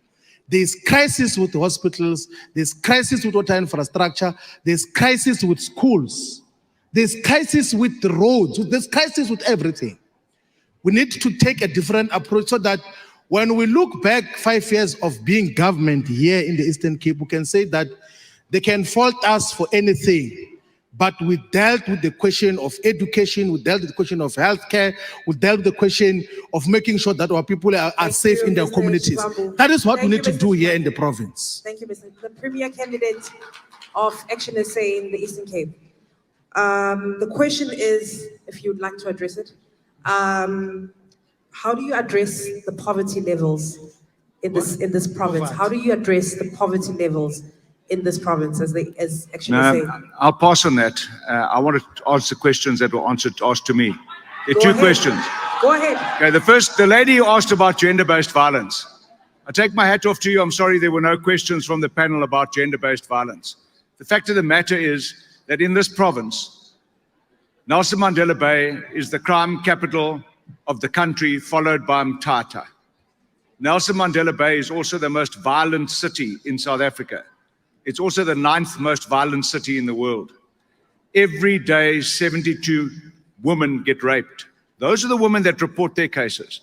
People have given up reporting rape cases. There was a notorious case in Motherwell in Nelson Mandela Bay recently where a woman went to a clinic to report that she was raped and she needed medical assistance. They sent her to the police. The police sent her back to the clinic. She died en route to the clinic. We are not serious about dealing with gender-based violence in this country. This question to me about water. We've built no dams in this country. Our population is growing and we've built no new dams and finished them. The Giyani water scheme has been waiting nearly 10 years and the taps are empty. But you don't have to go to Giyani. Go to any lali here in the Eastern Cape and you will see reservoirs, pipelines and taps that are dry. I can take you to them. I was there yesterday. Mpekweni, and Moshwa. Ilali, zine taps, koda commands. And I'm going to speak in Xhosa so that people can understand. If you don't look after water, you will run out of life. And if you let your rivers be polluted with sewage, then even if you have water, you can't use it. Thank you, Mr. Trollip.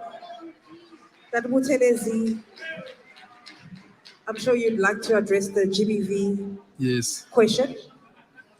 Yeah, I think the IFP, what it's going to do, and this is a problem, and I highlighted it on my introductory remarks here, to say our women and young girls are going on the street under the shelter of fear, which is an indictment on all of us to have failed to protect them. We are going to apply the law without fear and favor. And in our manifesto, we are very clear. We are saying we're going to open a dialogue to bring back the death penalty on such issues, because you cannot have people who repeatedly rape our women and get away with the matter. So a death penalty should be reintroduced to deal with such heinous crimes in this country. That's what the IFP is going to do. But also, we should not make this only the government responsibility. It's our responsibilities also as the society. Because if I'm not treating my wife well, I'm not actually sending a lesson to my son as to how he must do the same to his wife. And if I'm not educating my young boys as to how they should respect and protect their sisters, I'm also guilty as charged. So this is a responsibility that we must all take. It begins in our own homes. We must educate our young men and train them to be responsible citizens and be #1 defender of women in this country. Government cannot actually succeed doing this alone. It's our problem as a society. It's a pandemic that we all have to address collectively. Mr. Tau? Well, firstly, the Eastern Cape has created more than 143,000 jobs since 2019. Practical jobs in the Eastern Cape, and we can account for that. The reality is that Mr. Trollip here spoke about investors don't want to come to this country, and we showed him the investors that are coming to this country, and he grudgingly admitted. So you will also grudgingly admit that jobs have been created in the Eastern Cape. We, however, acknowledge that jobs would not be able to reach everybody at the same time, that we have a mountain to climb. Therefore, we need to look at the plight of the poor. We have said in our manifesto that we are looking at the social relief of distress grant, or what they call the 350, as a means through which we can build into a basic income grant for the people of this country. And we should not be disparaging to the poor that you would be able to receive money to be able to feed your children. Therefore, government is doing something wrong. It's something fundamentally important. The poor should not be allowed to go hungry because some political parties think that the poor are not important. The poor should be able to gain access to food. They should be able to gain access to health and different subsidy systems, whether it's the child support grant that we introduced, whether it's the basic income grant and other interventions that mitigate against the poverty amongst the poor people. Thank you. Thank you so much. Mr. Kwahube? Ms. Kwahube. Yes. First of all, I just want to quickly rebut something that Mr. Tau has said, because I want to spend my time responding to the GBV issue. The problem here is that Mr. Tau is talking about how they're the political party that cares about the poor. It is factually incorrect. There were measures that I listed here that the government of the East, the West, the government of the ANC can implement immediately to prevent the poor from going hungry. Why don't you increase the child social grant so that you can make sure that it is at least at the level of the food poverty line? Why don't you extend the basket of services, the basket of zero-rated goods, so that you can make sure that poor people are able to put food on the table? It is your party, sir, that hates poor people and not the other way around. The issue around GBV is very, very important that was asked. The DA's offer on this is simple. We want to be able to halve violent crimes when we get into government. We want to make sure that we devolve policing powers to capable provinces so that we do not have just a national policing strategy. We can agree that a strategy that works in the Western Cape is not the same kind of strategy that would need to be implemented in the Eastern Cape. So we're saying when it particularly comes to GBV, you've got to make sure that you've got targeted approaches that are not only just decided on in Pretoria, but you are allowing provincial government departments to target the issue of GBV because it's a crime and it's a scourge and it's something that all political parties here should be able to be concerned about and have solutions for. Thank you. Lastly, the EFF on gender-based violence. Before we wrap up, we have to close soon. Yeah, no, thanks. You know, South Africa is an extremely violent country when it's measured in terms of interpersonal violence, where we have got 27,000 murder cases annually. That is more than war zones where people are being bombed by flying machines. So that the killings amongst it, and in that equation, women and children become casualties of an otherwise very violent society, which, by the way, is strangely happening in about 20% of police districts in South Africa.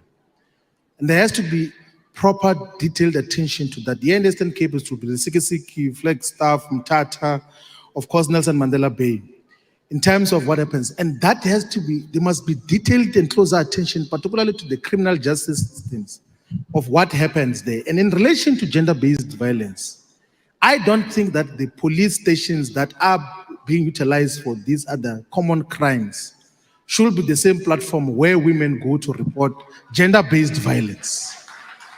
They are not friendly. It's not possible, even the manner in which those who are taking the statements deal with those cases. It's not friendly.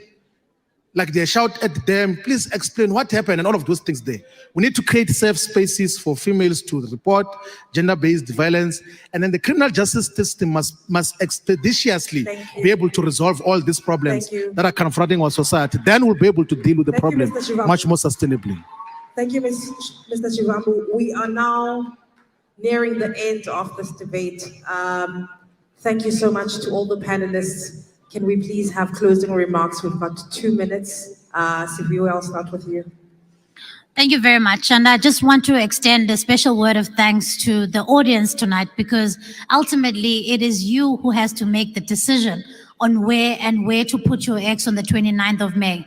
And we want to make sure that our political system does not leave you out, because you must hold us accountable as political leaders and not the other way around. But I want to assure you about a couple of things that as the Democratic Alliance, we are committed to, should you lend us your vote on the 29th of May. Number one, we want to make sure that we lift people out of poverty. Indlala is a crime, and we cannot allow the situation where in 2024, kukhona abantwana abaswelekayo besweleka indlala. Starvation, South Africa is not a poor country. It is poorly led. And why are people dying of hunger?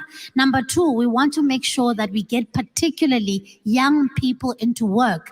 There are ways and means of doing that. I would hate for the people who graduate in this hall to go and sit at home and not have a job, like the 70% of young people who are sitting at home. It is not fair, not unfair on your dreams, and it's not fair on your parents who have sacrificed a lot for all of you to be here. Number three, we want to make sure that we keep the lights on. Make no mistake, you cannot grow an economy where your lights are not working, where ESCOM is not working. We want to make sure that your taps have water. You cannot grow an economy where basic service delivery is not delivered.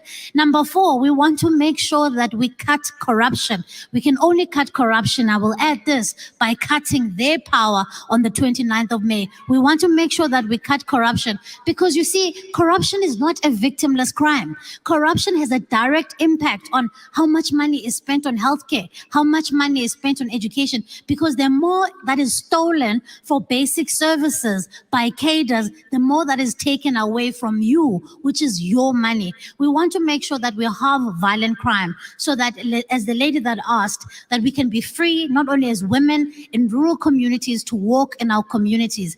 And that is what is important to the Democratic Alliance and is our offer to you. Thank you, Sibiwe. Mr. Tau, 2 minutes. Well, let me say that this government, led by President Cyril Ramaphosa, has cut corruption. That a report was released in this week that says that corruption has dropped under the leadership of President Cyril Ramaphosa. So we're not talking about an intention, a dream, or something that we want to think about. It's practical action that is corroborated by Corruption Watch about the actions that have been taken by this government led by President Ramaphosa. Now, I think it's important that we also focus on the development issues of this country. There was a question raised about what has the ANC done in the past 30 years. Well, practically, let's talk about it. Let's talk about the reality that 30 years ago, you would have driven here in the Eastern Cape from East London to Alice, and the bulk of these areas would not have had electricity. These lights did not create themselves. The reality is that people did not have access to electricity, they have access today. People did not have access to water, they have access today. People did not have access to decent housing, they have access today.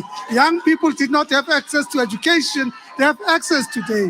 They are able to gain access to free education in the basic education system, in the higher education system. These are efforts of the African National Congress and its government. These are practical efforts that have been achieved by this government of the ANC. And yes, you can boo, because the truth hurts. The truth, that the propaganda you want to believe should be imbibed by those who don't want to hear the truth. Truth is, we've made progress as this government, and will continue to make progress, and our focus will remain fundamental transformation and ensuring the emancipation of those historically disadvantaged in this country. Thank you very much. Thank you, Mr. Tau. Mr. Buthelezi, your turn, sir. 2 minutes. Thank you very much. What I want to say to people of South Africa is that our future is hanging in the balance. Protection. Can I be protected? Can we please allow the speaker? Can we please speak, sir? I'm saying to people of this country that our country is hanging in the balance and we cannot continue on this trajectory that we are on. The ANC called paras. Our young, brilliant men and women who have been rejected by the system that was meant to actually protect them, which is an indictment to the ANC. A vote to this ruling party is actually making sure that this generation that has never existed continue. And some of the students seated here, if they do not change this system, they are going to be added on the numbers of those young, brilliant men who are loafing on the streets because the system has actually betrayed them. We are saying as the IFP, let us close this door behind us, this door of corruption, unscrupulous leaders, and open the new door that will usher us in the new era, the era of the IFP. Let us make the 29th of May a year that we are going to remember, a year where all of us shall all say that is the year where everything actually changed, a year where we are going to the Marikana, a year we are going to forget about the Guptas, the year that we are going to make sure that we forget about the Nkanda scandal, a year that we are going to forget about the Palapala, the recent stain, which is a serious stain on our nation, which is what has happened to the Speaker of this. This is telling us that from the ANC, we cannot accept anything.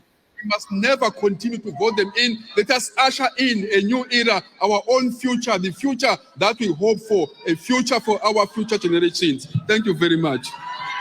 Excellency.